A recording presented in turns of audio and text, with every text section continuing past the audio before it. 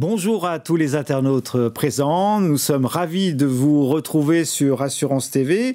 Je rappelle que vous pouvez vous poser vos questions sur #Assurance TV sur Twitter.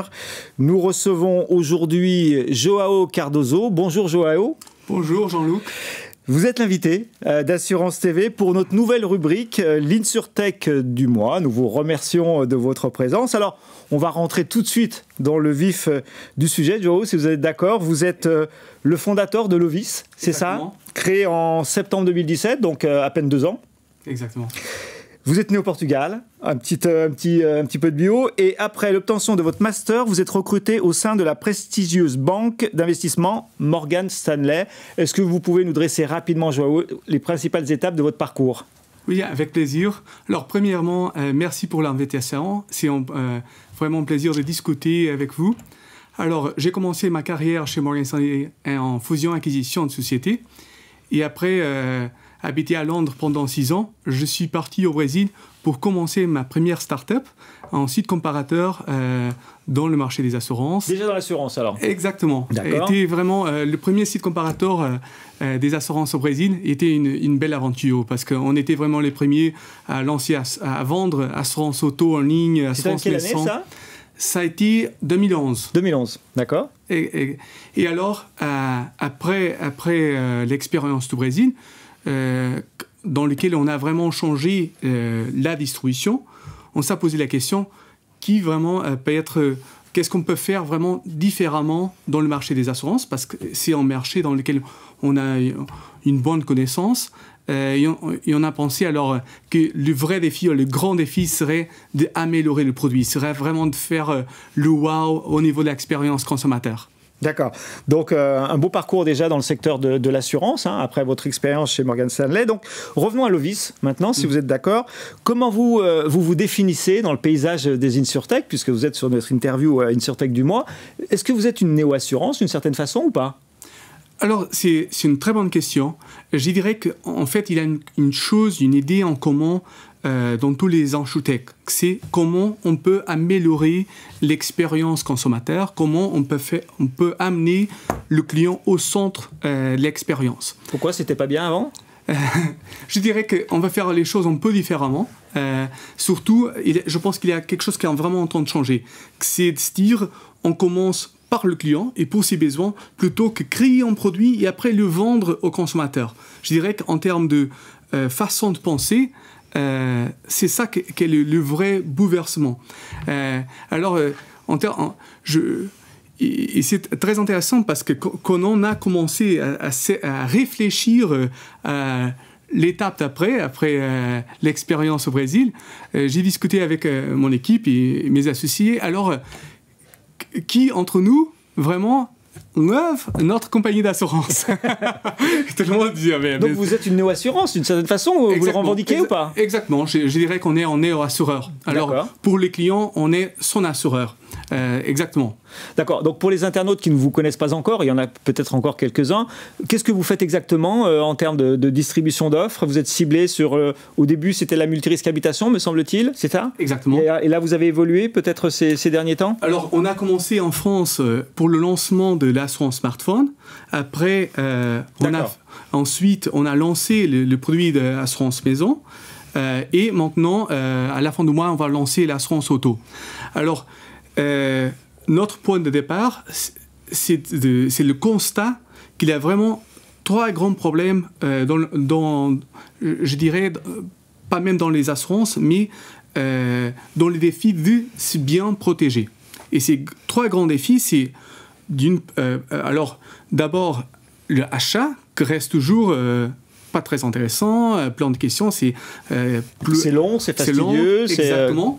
Deuxièmement, la gestion, et qu'est-ce que je veux dire avec gestion, c'est que tout le monde a une constellation des contrats d'assurance. À la fin, on ne sait même pas combien de contrats on a et tout ça. C'est pas faux, hein, vous avez raison. Ouais. Alors, est-ce que vous savez que... Non, je l'avoue.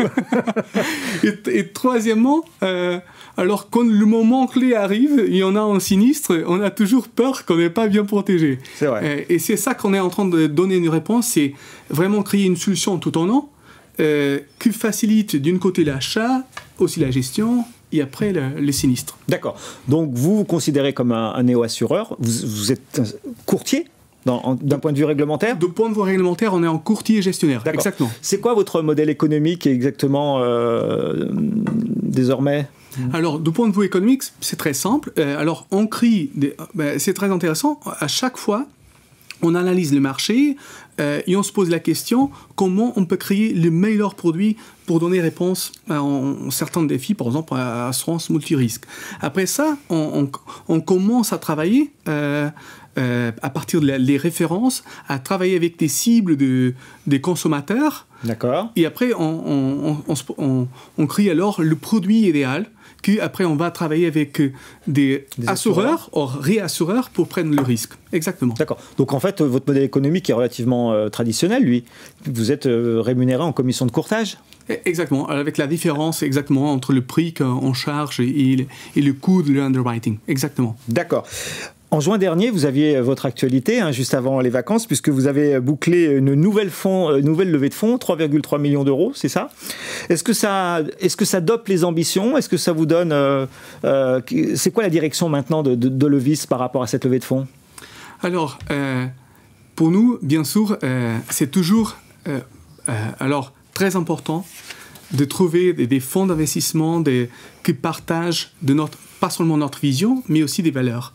Et c'est pour ça qu'on est vraiment ravis que Maïf Avenir, Portugal Ventures, Plug & Play Ventures nous sont rejoints dans cette aventure parce qu'il y a un partage vraiment dans la vision et dans les valeurs qu'on est en train de créer. Et l'objectif, c'est vraiment améliorer énormément le produit. C'est vraiment... il faut le dire, malheureusement, il y a toujours un écart entre notre vision et où est-ce qu'on est. Maintenant, on a grandi énormément notre équipe tech et notre équipe de produits pour y aller le plus rapidement possible. Sur d'autres univers produits, sur d'autres modes de distribution? C'est une bonne... exactement. Alors... assez d'un niveau. Alors, du niveau, il faut lancer pour nous des autres produits que... Ouais. Alors, comme j'ai dit, on lance maintenant Octo. On a aussi l'ambition de lancer le plus rapidement possible l'assurance chien-chat. Il y a des autres objectifs qu'on a au niveau produit, mais c'est vraiment répondre à l'ensemble des besoins du public français. Du quotidien, du foyer. Exactement. Alors ça, c'est une dimension importante, le lancement des produits. Et la autre dimension, c'est de plus en plus améliorer l'expérience en général de notre client. C'est alors lui permettre de dire que leur vise vraiment qu'ils lovent notre produit, lovent notre entreprise. Et la gestion de sinistre, vous en occupez également, si j'ai bien compris. C'est vraiment ça, c'est quelque chose pour nous absolument clé. En fait, c'est le sinistre est l'élément clé pour vous de l'acquisition, de la fidélisation, de la performance, de la réduction des coûts, etc. Il faut le dire, le sinistre est le produit d'assurance. Ça, c'est le moment... C'est ce qu'on achète, en tout cas. Exactement, c'est ça qu'on achète, c'est ça que les clients sont en train de payer. Ça, c'est le moment de la vérité, c'est qu'est-ce qui se passe quand il y a un sinistre. D'accord. Alors, vous, quand on a préparé cette émission, vous déclariez que la tendance actuelle consiste à choisir une plateforme pour chaque catégorie de la vie, cinéma, musique, livraison alimentaire, et que l'assurance, selon vous, en tout cas, n'y fera pas exception. Alors, est-ce que vous voulez devenir cette plateforme en assurance pour les Français, cette plateforme, cette marketplace de l'assurance pour les Français? C'est ça votre ambition? C'est très intéressant qu'en fait, on voit d'une façon très claire cette tendance. Il y a vraiment une tendance de bouger. À choisir sa plateforme pour ses univers de besoin. Exactement. On voit que c'est vraiment un bouleversement au niveau comportement. De changer, que les gens maintenant, ils ne pensent pas à un produit, mais ils ne pensent pas à mon fournisseur de cette dimension. On peut voir ça, par exemple, si on pense dans la dimension musique, c'est exactement ça. Avant, on jetait des CD à CD, alors était vraiment le produit. Et maintenant, on se dit, alors, musique, c'est Spotify, des films, c'est Netflix. Et bien sûr, notre ambition, c'est de donner, d'avoir le même impact pour le consommateur français. C'est de se dire, on est ici pour toi, pour la dimension protection. Pour vraiment donner... Et parce que ça, c'est notre ambition, parce qu'on le sait que c'est en donnant une réponse tout en an qu'on est vraiment en train de bouger complètement de l'expérience.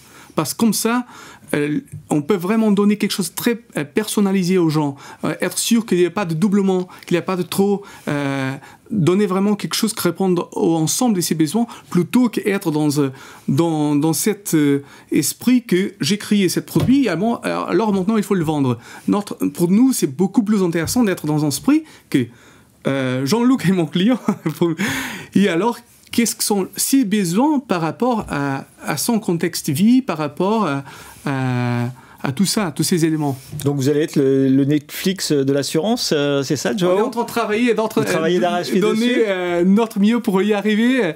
J'espère qu'on le mérite. C'est tout le mal que je vous souhaite. Alors, on a bien compris ce que vous nous expliquez, le client au cœur de la définition de l'offre, des process simples, fluides, dignes effectivement d'un acteur du digital. Mais dans les actes, en fait, quelle est votre valeur ajoutée par rapport à un assureur ou à un courtier direct qui peut proposer ce même type d'offre? Vous parliez de chien-chat tout à l'heure, la multirisque habitation. Sur le marché, il y a plein d'offres de cette nature qui sont quasiment 100% digitalisées. C'est quoi la différence de Lovis? C'est dans la gestion de sinistre que vous évoquiez tout à l'heure. Elle se niche où? Dans l'expérience client, concrètement? C'est très intéressant et ça repose... c'est très intéressant parce que si on peut expliquer à quelqu'un Spotify quand la personne est en train d'utiliser des CD, ouais. En fait, il a 3 dimensions clés. Alors, on peut même, si on prend le recul, il y a une dimension très intéressante qu'on écoute souvent des gens entendre dire alors nous sommes 100% digital. Pour nous, le point de départ, c'est de se dire mais 100% digital, qu'est-ce que ça veut dire? Ça dit rien. Oui, exactement, ça dit rien du tout. La dimension intéressante pour nous, c'est que le fait qu'on est à 100% digital, ça nous permet de donner au client un produit qui est tout en un. Alors que le client n'a pas besoin d'être en train de mélanger différents contrats d'assurance, qu'après il y a des doublements, il doit penser et de souvenir le jour pour renouveler son contrat, or, sinon il va rester le net et ça a renouvelé automatiquement sans qu'il s'est aperçu. Alors c'est plus simple à gérer. Deuxièmement, on peut vraiment personnaliser sa protection plutôt que se dire alors ça c'est notre mais ça doit, beaucoup le font, la personnalisation, non? Oui et non. Non, pas tant que ça. Je dis oui et non parce que oui, si on achète par exemple une assurance maison, on peut ajouter des petites options et tout ça, ouais. Mais on n'a pas toujours une vision d'ensemble. Et ça c'est la dimension compliquée. D'accord. C'est très difficile d'avoir une vision d'ensemble. Alors, si je te pose la question, est-ce que tu es bien protégé? Si je pose la question en français, des questions très simples. Est-ce que vous êtes bien protégé? Combien vous payez? Combien vos contrats d'assurance vous avez? Les personnes, c'est impossible d'avoir la bonne réponse. Parce que c'est un travail assez complexe de mélanger tout ça. Et le constat, que ça c'est un vrai souci, c'est que quand on regarde par exemple les nouvelles générations, pour la première fois, elles sont moins protégées que la génération avant eux. D'accord. Parce qu'on a bougé dans le modèle de courtier traditionnel dans lequel il faisait aussi un travail un peu comme consultant, d'aider les gens à comprendre ses besoins, pour un modèle self-service. Le problème du modèle self-service, c'est que les gens n'ont pas vraiment connaissance de ses besoins. Et ça, c'est une dimension qu'on peut vraiment aider les gens, c'est à dire, pas seulement, alors, la maison, vous pouvez personnaliser de cette façon, mais à penser à ses besoins au sens large. Au sens large. Exactement. D'accord, c'est un peu la différence donc, vous évoquez par rapport au courtier qui est sur son univers produit exclusivement. Exactement. Ou à l'assureur, quoi. Exactement, je dirais, en résumant, que c'est vraiment le tout en un, le flexible et personnalisable. D'accord. C'est de l'assurance à la demande aussi, d'une certaine façon, ou pas encore? Alors, c'est une très bonne question, mais on voit l'assurance en demande comme quelque chose de différent. D'accord. Alors, on trouve qu'il y a vraiment, pour vraiment être très concret, on écoute deux différentes définitions. Alors, on écoute souvent assurance en demande ou assurance à l'usage. Oui. On croit beaucoup à l'assurance à l'usage, mais pas à l'assurance en demande. Quelle est la différence? Si j'ai un vélo et chaque fois que je dois sortir de chez moi, je dois dire switch on, j'arrive chez moi, switch off, à des produits comme ça, on ne croit pas du tout. D'accord. Moi, c'est clair. À l'usage dans lequel le coût s'adapte par l'utilisation, ça, on trouve que c'est très intéressant. Alors, vous avez commencé par votre bio, d'une certaine façon, en nous parlant de votre carrière en partie au Brésil. Donc, vous avez une vision assez internationale des choses, ce qui rend votre contribution à l'assurance en France encore plus intéressante. Vous déclariez récemment, je vous cite, Joao, « La France est le seul pays d'Europe capable de concurrencer des géants entrepreneuriaux comme les États-Unis et la Chine. C'est un pays avec une capacité sans équivalent à créer des entreprises leaders dans des secteurs d'activité très importants. Cela, combiné à l'importance de l'assurance en France, nous oblige à être le pays qui mènera la révolution dans ce secteur mondialement. » Vous reconnaissez ces propos? Vous les avez tenus. Vous pouvez commenter cette approche de la position de la France et de l'assurance par rapport... On fait toujours un complexe d'infériorité, je sens, par rapport à ce qui se passe ailleurs. D'abord, je dois le dire qu'il y a une chose qui me gêne énormément. C'est que maintenant, quand on regarde le market cap des sociétés d'Internet, 65% sont des entreprises américaines et seulement 3% des entreprises européennes. Il y a un écart entre l'Europe et les États-Unis gigantesque. Colossal, oui. Colossal. Alors, une chose que c'est incroyable par rapport à la France, c'est que dans des industries alors, il y a des grandes sociétés dans tous les marchés, dans les banques, Société Générale, BNP Paribas, dans le luxe, dans le secteur automobile. Dans tous les secteurs, il y a vraiment des grandes entreprises françaises. Et parce qu'avant, il avait vraiment un esprit de créer des champions nationaux dans tous les différents secteurs. Il n'y a plus cet esprit Alors, et c'est ça que je pense qu'on doit le faire et que la France a la capacité de le faire maintenant dans le numérique. Et je crois parce qu'il faut le dire qu'avant, il avait une façon de penser dans le numérique et je pense que c'est aussi la faute des entrepreneurs parce qu'avant, on se disait, alors on est en France, on crée une société pour le marché français. On est en Espagne, on crée une société pour le marché espagnol. Et maintenant, on doit avoir une ambition au moins européenne. À minima. Au minimal.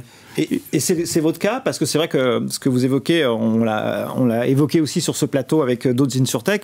Certains voient le marché intérieur, uniquement son marché intérieur, et la dimension européenne ou pan-européenne est rarement de mise dans les startups. Vous avez cette ambition européenne Clairement, et c'est pour ça qu'on a choisi la France, parce qu'on s'est dit, alors si on marchait super pour commencer, parce que le marché des assurances, c'est un vrai marché en France, pas seulement au niveau de la demande, mais aussi au niveau d'être une industrie dans laquelle il y a des vraies compétences en France. Il y a des compétences, mais est-ce qu'il y a un marché suffisant en France pour des InsurTech Mais je dirais, on revient que pour commencer, parce que... Oui.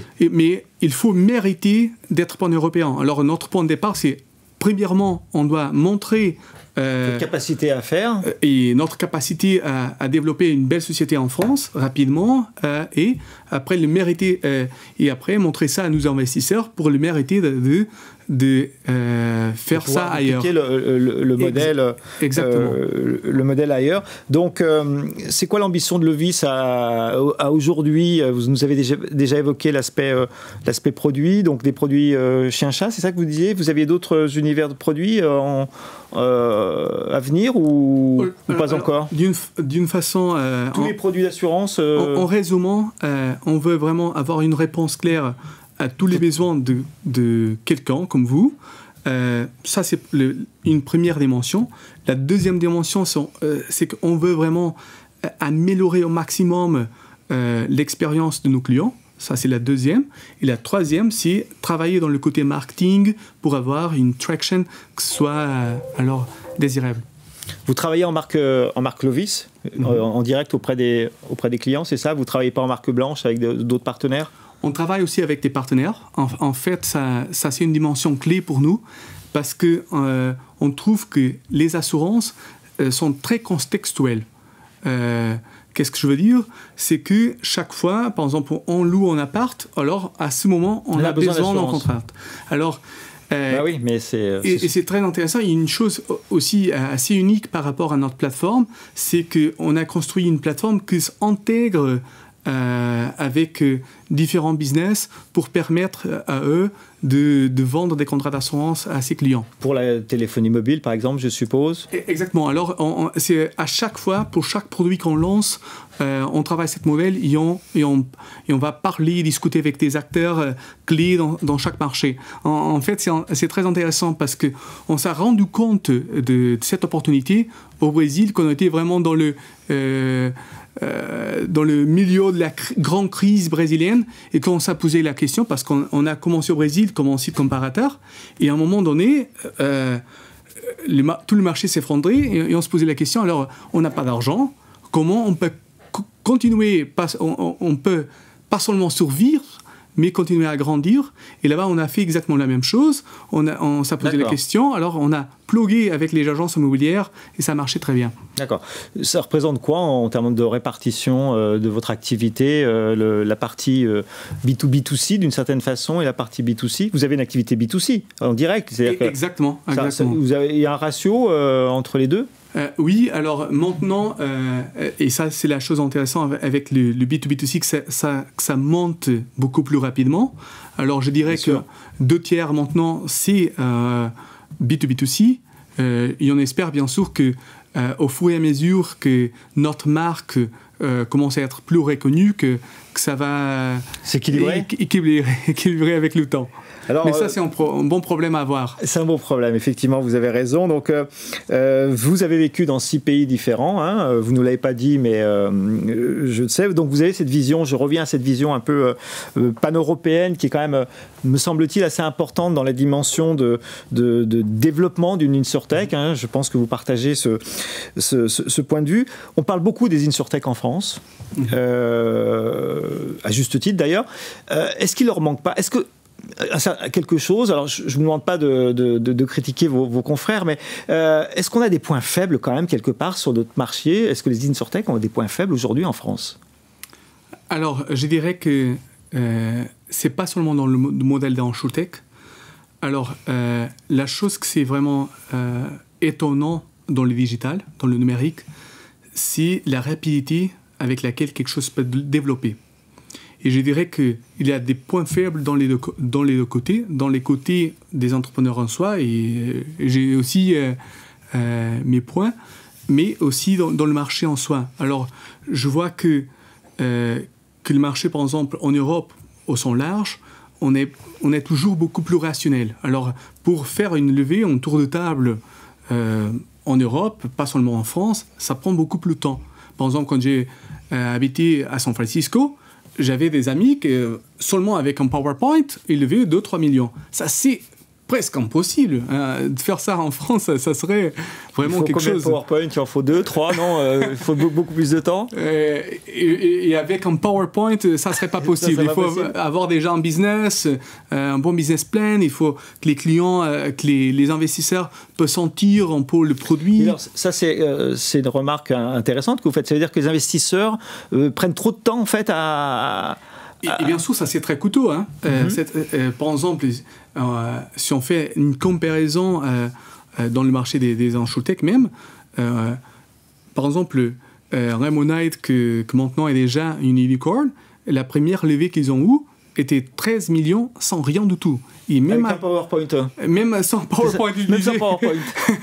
Et avant de lancer le produit... C'est fini, non, cet aspect-là des choses, non? Il y a encore des startups qui arrivent à lever des fonds avec un PowerPoint aux États-Unis? Oui, ça continue toujours. Et même avant de lancer, ils avaient déjà 70 millions. Alors, c'est un écart gigantesque.